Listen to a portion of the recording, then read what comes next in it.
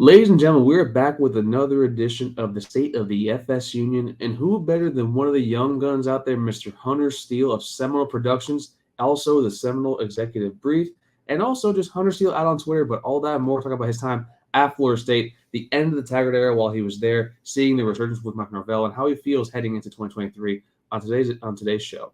Let's go, guys. You are Locked On Seminoles, your daily podcast on the Florida State Seminoles, part of the Locked On Podcast Network. Your team every day.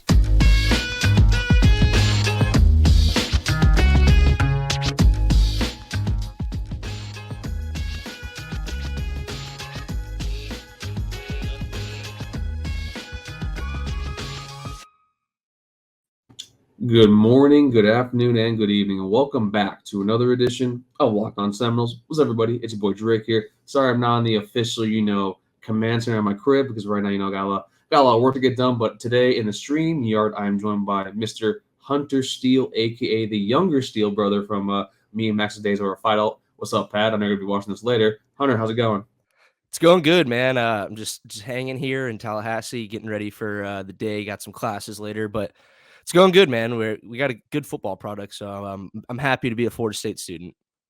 I know, and we're also lucky to have you actually right now recording actually from the middle of Dope, what appears to be I think late at night. That's I'm really glad to actually have you on location there. But seriously, thank you so much for coming on, man. And folks, thank each and every single one of you for making Locked On Seminoles for listening each and every single day, and also for making us hit our 2,000 subscriber mark. So you know what that means now. It's on the march for 3K.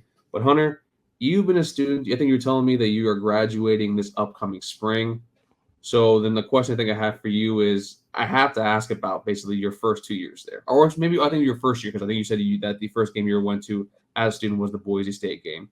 What basically I think was the kind of the mood across campus for that first, kind of that final year under Taggart, and then seeing how everything was kind of changing since you've seen the turnover to head coach Mike Norvell currently. Yeah, I mean, I think the students were kind of over it at that point. I think, going into that year, I shouldn't say we were completely over it, but if you weren't completely over after that Boise game, then you 100% were. Like we were talking about, it was probably 120 degrees. At least it felt like it. We were crushing them at the end of the first half, and I think a lot of kids left, because it was stadium emptied out. They're like, we got this in the bag. It's Boise State. We should handle this. Next thing you know, we blow the lead, and everyone's just pissed off. So yeah, it was a brutal year, and it got to a point where we had to sell ourselves on Alex Hornibrook, and we had to watch him just get absolutely eviscerated against Miami. And I think, that was the straw that broke the camel's back. You can't just let Miami come into Doak and just, run you a new one. So it was a tough first year, man. I won't lie. There wasn't a ton of optimism. We played UL Monroe and barely beat them because they missed an extra point. There was too much to count. It was an ugly first year. So it's exciting to see where we are now. So then what was, I guess, because when Max and I were there, we were there from 2011 to 2015 because, obviously we love extra football, extra time there. It's a fun time. Miss it every single day as I am now an adult. But anyways, with that, we saw, national championship, a multiple ACC championship, multiple New Year's Six appearances. I think the last one we went to actually was the Peach Bowl, I think, against Houston. So kind of what was the feeling amongst, I guess, the students, because that's something that actually is not actively talked about. And then also, how are you seeing it kind of different? Because right now, I think I went to FSU. Last time I went to FSU for a game was the spring game before last season. And then you can see, it felt like it was picking up again. Is that kind of what you've been kind of seeing, I guess, for the past few years? Yeah, 100%. I texted Max about this when it was Parents Weekend when we played Boston College this year. It was overwhelming. I legitimately didn't know how to handle it. We were walking around College Town, and it was just body to body. The Doak Campbell, you couldn't get around. You couldn't get any service anywhere in the stadium. I didn't know how to handle it, and it was honestly just shocking because it was something we hadn't experienced as students at Florida State. We hadn't had a winning product on the field, so to finally have that, to finally see Tallahassee booming the way it should be, the local businesses going off, and just everyone just happy to be back in town. It was awesome, man. It was like I said, I texted Max and I was like, dude, I legitimately can't fathom what 2013 would be like when we were just crushing teams and this place was packed every weekend. I mean, dude, 2012, it's we felt like we finally had something. I forgot which game where this finally clicked. I think it was the Miami game. I was with Max at the game, and it was we just looked just supremely better than everybody else in 2013. We were beating everybody, but also we felt like there was just going to be that one game where we just slipped up, and it finally happened, obviously, against Oregon.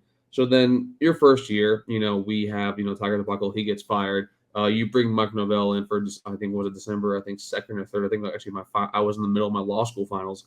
How did you feel about the hire currently? I mean, actually, sorry, currently, at the time, because I feel like it divided a lot of people because he was super successful actually over at Memphis. And then we all heard about this, this wait and see kind of, wait till he gets his guys and maintains the culture, which we're seeing now is very evident to be true. But how did you feel at the time of that? It was kind of like a wait and see moment. You see the success he had at Memphis, and you watch his Memphis teams, and you're like, this is a supremely well coached team. They have a great run game. These guys play hard. They're good on special teams. The pieces were there for me to think Mike Norvell would be a good coach, but I had to see it first at FSU because what he was coming into was just an absolutely massive overhaul, and he's done a great job of it so far. I mean, that first week, I think on the job, I think he fired everyone up, but I think he's done everything you could ask out of him at this point. There was a couple hiccups in the road here and there, but I mean, it was just tough first year coming in with COVID, but I thought he handled it well. No, but I think he actually has. So then let's fast forward. I mean, 2020, everyone calls it year zero. It happened. I mean, unfortunately, it did. 2021, you see the building blocks kind of slowly form up. So heading into 2022, you saw that we only had 8 wins in the first 2 seasons. What were your before season started? What were your expectations heading into the year? Because a lot of people like myself, I had a can win 8, should win 7, will win 6 kind of mentality. Because I still was like, I need to see this team prove it to me. And then Dave was similar to that. I think Max as well was around the 7 to 8 win mark. Where was Hunter Stele on basis the night before Duquesne? How did you feel about the season from Seminoles? Yeah, I mean, I felt optimistic, better than I did going into last season. I talked about this with Max too. It wasn't Mackenzie Milton versus Jordan Travis, and that was really, really what made me feel better about it. Because you remember going into last season when everyone was debating if Jordan was really a quarterback, and Mackenzie Milton had an awesome spring game. So we had some QB controversy, and coming into this year and what Jordan had built off the back half of last year, I felt really optimistic about what product we were going to get. Granted, I'm not saying I thought we were going to win 10 games. I think 8 was kind of the ceiling that I saw. I didn't think we would beat Miami. Just, Miami completely, all the wheels fell off down there. Florida was also a toss up with how, we coached against them last year and kind of how it went. So 8 wins was kind of my expectation. I wasn't expecting a 10-win season, but 100%, I felt optimistic about it, definitely. But how about you? I mean, I had the 8. I think it was 8. I think the team was talented enough overall. I think Mike Norvell, as much as, I was kind of worried about his high school recruiting, which I still kind of am, but it's kind of subsiding a little bit to the point because now we see him landing top-tier talents like a Lucas Simmons on the offensive line and Hakeem Williams as a wide receiver. But the transfer portal, the man understands what he's trying to go after, right? And then he also is able to, he's so good at the transfer portal, he's able to take a risk on a player that, might not be the same after an injury, like a Trey Benson, which panned out, or like a Mackenzie Milton, which didn't pan out, but, he could have actually probably, from what I've been hearing, is a very good locker room presence, able to actually be able to have people. So then you see moving forward also, Jermaine Johnson, I think, is another example as well. So then the year actually does happen. We have the 9 wins in the regular season. There's, points where basically I think we had the 4-game win streak where we beat up Duquesne, LSU, Louisville, and then just absolutely just dominated Boston College Parents Weekend. And then you have that 3-game skid against the Wake Forest that you were favored by 8 points. Then you have the in-state game, which that second half is, I think, erased from the memory. That still haunts, I think, a lot of FSU fans. In the Clemson game, where the middle 8 is now the most infamous word right now, but it's sustainable right now on Twitter. But then you finish off with 6 wins. I mean, to end the 6 wins to cap season off with a bowl game against Oklahoma. So what did you feel, I guess, what was the key moment for this FSU Florida State football team to kind of basically, pick themselves up after those 3 games and be like, hey, actually, we're better than this? Yeah, I think it kind of started at the end of that last 3rd game, that Clemson game. And we came out and, we battled them hard. And frankly, it was probably Clemson's best game that they played all season. But to see us not quit, to see Jordan Travis just absolutely keep the team going. And, I think we only ended up losing by, what was it, like 8 points or 7 points or something like that, even though I think it was a one-score game. I think it was, 34-28? I think yeah, and it didn't feel that close, frankly, in the beginning of the game. But to see those guys not quit, that's something we haven't seen out of a Florida State team in years. So to see that, especially against Clemson, the crowd stayed. I think that was kind of like the turning point where it was like, we're not going to let this 3-game losing streak, we're not going to roll over and die because of this. We know what we got next week. let's get healthier and let's come back. And I kind of thought that was like a good point to see us just not roll over and die like we kind of have against Clemson in the past few years. So then now we're going to talk about basically what improvements you kind of, we should see from the team, which it's kind of difficult to ask that question because I think the offense, what really is, I guess we'll start with that side of the ball. What really is there to improve on that side of the ball? Because the offense, quite frankly, is scoring 35-plus points per game. They're limiting turnovers. Jordan took not a massive step, but I think a massive leap when it comes to becoming a pocket passer as well. So it's just, to me, it's what do you think we need to see improve for next season? Or simply is it just something simple as consistency for consistency's sake? Yeah, I mean, it's hard to nitpick kind of the offense at this rate when they're such a successful group and, they're ripping off 6 yards a carry. You got 2 running backs that are leading the ACC in yards per carry, and sad Trayshawn's not with us anymore. But I guess you're just kind of nitpicking at this point. And it's like you said, I think it's just a consistency. You'd like to see, not the Jordan fumble against Wake or that pick against NC State, just probably being more protective with the ball and just really valuing each possession. And I would say that's really it, because this offense is, it's one of the best in the country. And if you argue otherwise, I think you're crazy. Yeah, it is one of the best in the country with one of the best quarterbacks in the country, Jordan Travis. So I kind of want to what was your kind of standing with him? Because it felt like either that you felt Jordan, had this high ceiling of untapped potential, or not even that he actually showcased in the samples when he's actually fully healthy that he's a very not only great quarterback, but also a very efficient quarterback. If you look, I know Max had a few episodes on the Seminoles, like they're kind of breaking this down further through the numbers. So where were you with that? And also, did you expect to see kind of this sort of not transformation, but kind of like this, like here I am kind of like season from Jordan Travis? I can't say I saw it to this degree. I mean, looking at the back half of last season and how it went, I thought he played really, really well. And it wasn't just the fact that he was getting more comfortable. It was the fact that Norvell was really scheming up some plays for him. I don't know if the people remember the North Carolina play, the rollout he had to the right and he threw it to Pokey across the other side of the field. There was just plays you're starting to see the playbook open up, and he felt more comfortable. And you were starting to see, you're like, okay, Jordan Travis could be a really, really good college quarterback if they scheme around him. Hitting on Trey Benson was just a massive plus. So to have good running backs and an improved O-line, I think that truly, truly helped Jordan Travis this year.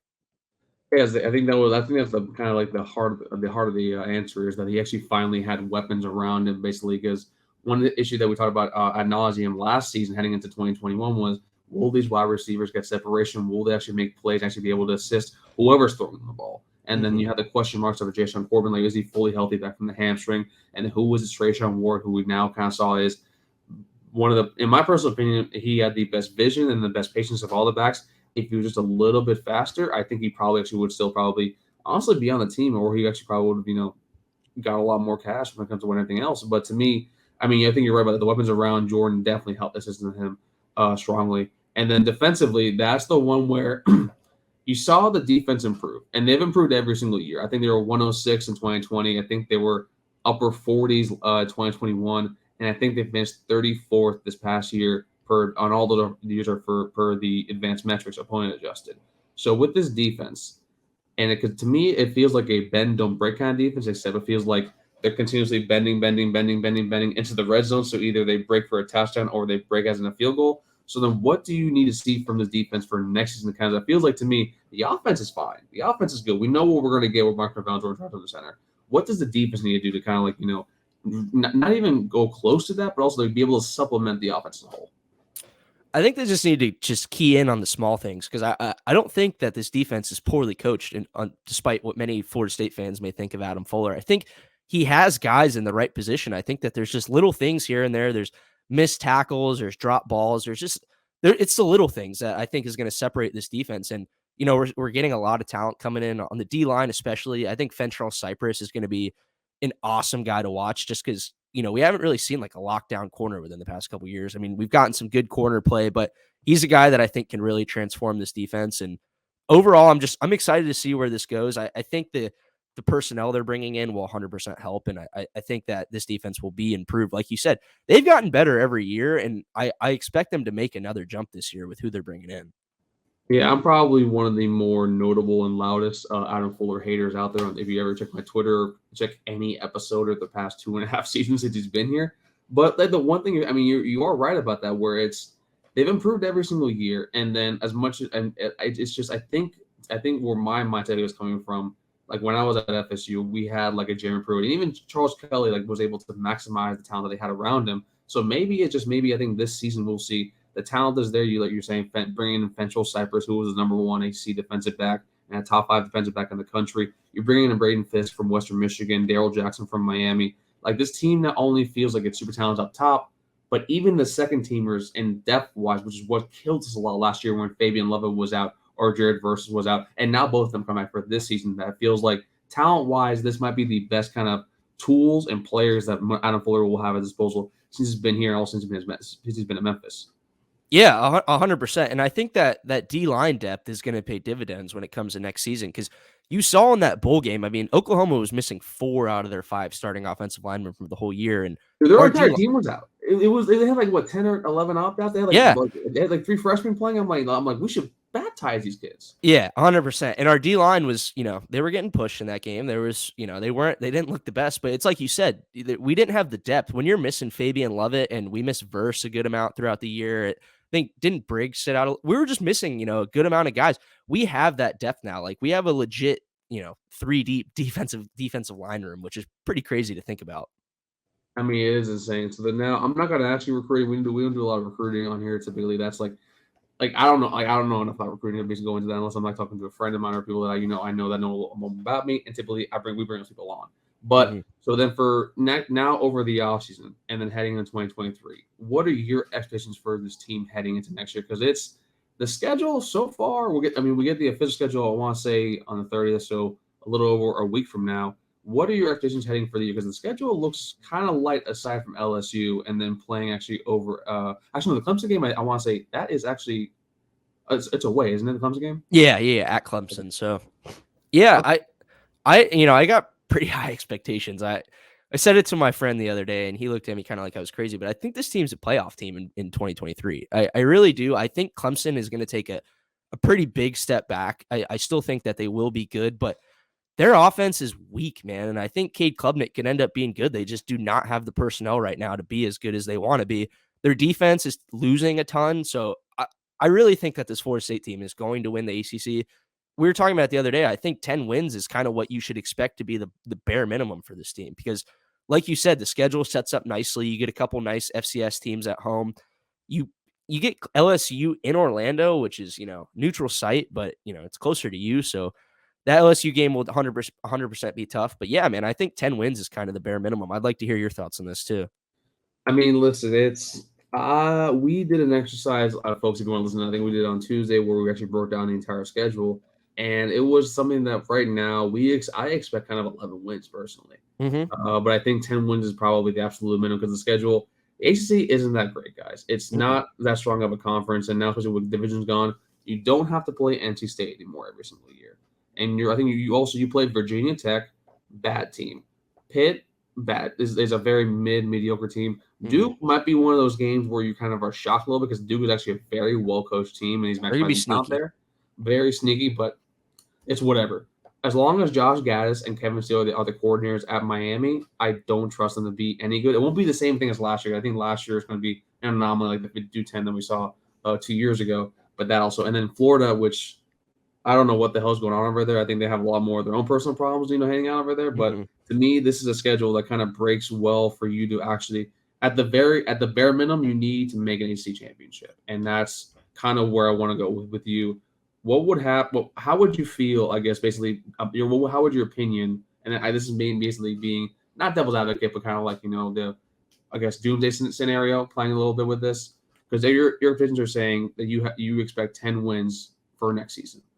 If we end up if Florida ends up with hitting only the 8-win mark or even the 9-win mark, how would you feel, I guess, for the team and for Mike Norvell's tenure moving forward? Because remember, we're losing about probably next season in for 2024. 14 guys, probably 12 to 14 guys, whether it be eligibility or somebody heading over to the draft. So how would you feel if we were like an 8 or 9-win team for 2023? To say I would be extremely disappointed would be a huge understatement, because like you said, 2024, we're losing a lot. And I think 2024 will be Clemson's year to get back. They're going to, like I said, they're going to be really young this year. I don't think they will be very good, but yeah, we're losing a ton. This is the year. I mean, you got Jordan Travis coming back. You got Jared Verse. Jared Verse decided to come back, which is, he wants, He wants the ACC championship. He wants a playoff appearance. 8 wins with this roster, I think, would just be very, very embarrassing. And I love Mike Norvell, and I don't think that 8 wins is a possibility for him. But if it did happen, that would be very disappointing. And I think that we would maybe be exploring our other options. No, I completely agree. And I'm not taking a spot. I personally think there's maybe like a 5 to 10% chance of that happening. It's just one of those things where it's like we have with such high expectations, we kind of have to also ask the question like, what happens if we don't meet those? But even though I think over the full sample size that we saw this past year, kind of like Mike Norvell gets his first bowl when we saw finally actually how the team offensively was able to make a lot more adjustments. Even Adam Fuller was better with like kind of having better first half adjustments, towards the back half of the year. So to me, I think one of the things that was an issue, I think probably a lot of fans, was that this coaching staff was learning on the job because a lot of them had not been at the Power 5 level yet.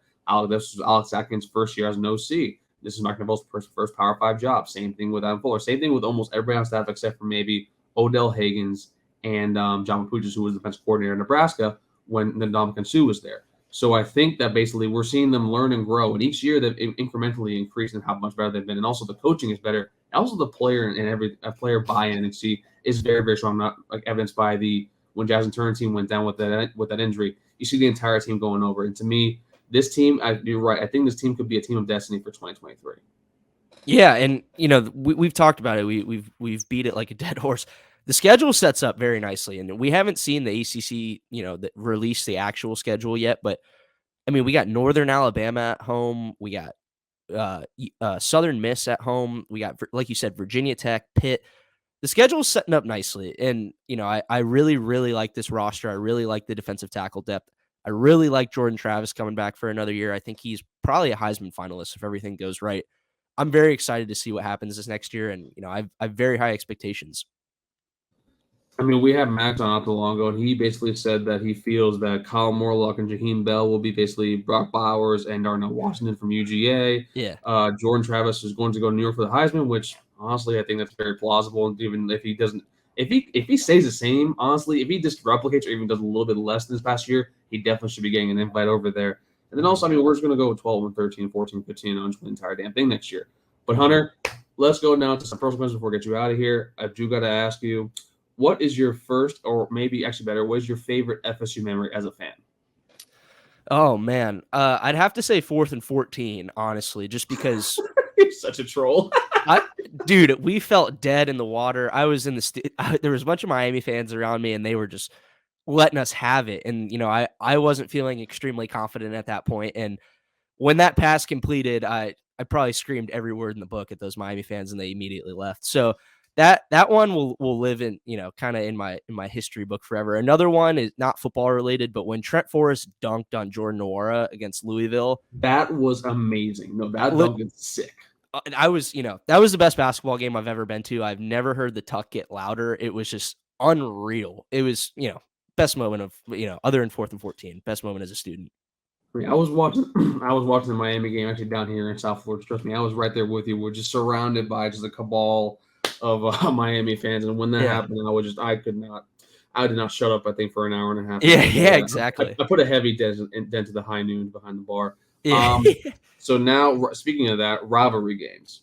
I want to ask you first, between Miami and Florida, which one do you take more, I guess, pleasure or satisfaction out of beating? And two, who is your most hated school that's not, one of the traditional rivals, whether it be Miami or Florida or Clemson? I'll remove Clemson too from that situation because I know Clemson, since you've been at school, has basically been very, very good. Yeah. They've kind of owned it since I've been here, which is sad to say. But I heard it was Mike Martin Sr. said this about a year ago. It was on another podcast. He said, Miami's personal, Florida's for the boosters. So I take great pride in killing Miami and everything. I mean, that's like, I can't stand their fans. That's really what it comes down to, I think, is just, they love to talk. The Florida fans will, they're, in my opinion, they're a little soft. The Miami fans will let you have it. So I think that's kind of where that pride comes in beating Miami. So I'd have to lean Miami. Other than that, I mean, Louisville, they get pretty upsetting. They get pretty annoying, I think. NC State is also can kind of get on the nerves. But yeah, I would have to say Miami is number one. I love how you call Florida fans soft because I hate Florida, and that's a big, big reason why. They're soft and I think they're superior, but I'm not going to go too deep into that. And so for me, I think NC State's a close one for that. I think that's basically the 1-1 score. I'm just like, why are you the way that you are? Like, Yeah.